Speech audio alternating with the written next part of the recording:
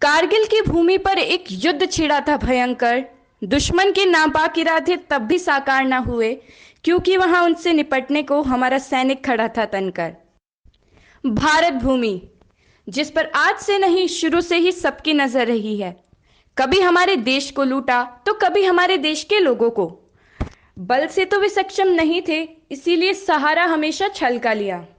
खैर, हर रात के बाद सवेरा आता है और हमने भी आज़ादी का सूरज उगता हुआ देखा, एक भयानक दृश्य के साथ।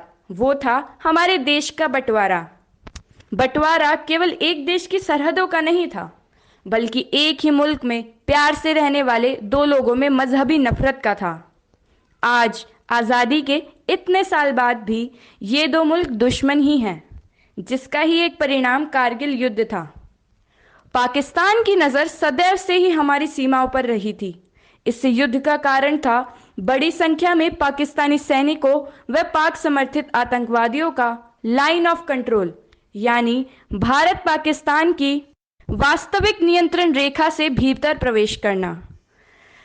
कई महत्वपूर्ण पहाड़ों की चोटियों पर कब्जा करना, जो कि लेह लद्दाख को भारत से जोड़ने वाली सड़क पर नियंत्रण हासिल कर सियाचिन ग्लेशियर पर भारत की स्थिति को कमजोर कर हमारी राष्ट्रीय अस्मिता के लिए खतरा पैदा करना था। ऐसे में पाकिस्तान के नापाक इरादों को खत्म करने के लिए कारगिल युद्ध की घोषणा की गई।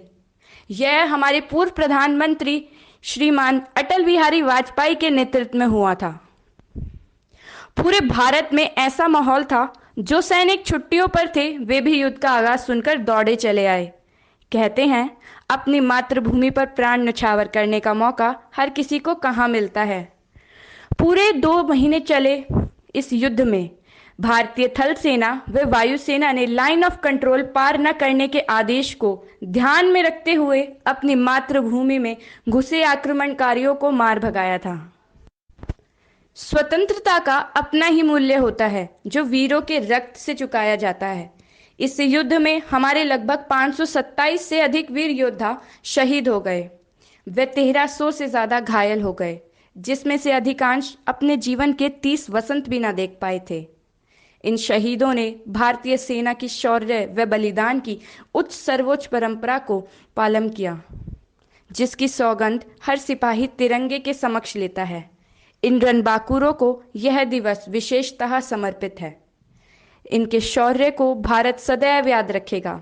जब जब कारगिल युद्ध के बारे में बात की जाएगी, तब इन विजय वीरों की श्रद्धांजलि दी जाएगी। इस विजय दिवस की आप सभी को भारत ज्ञान अक्षर की ओर से बहुत बहुत शुभकामनाएं।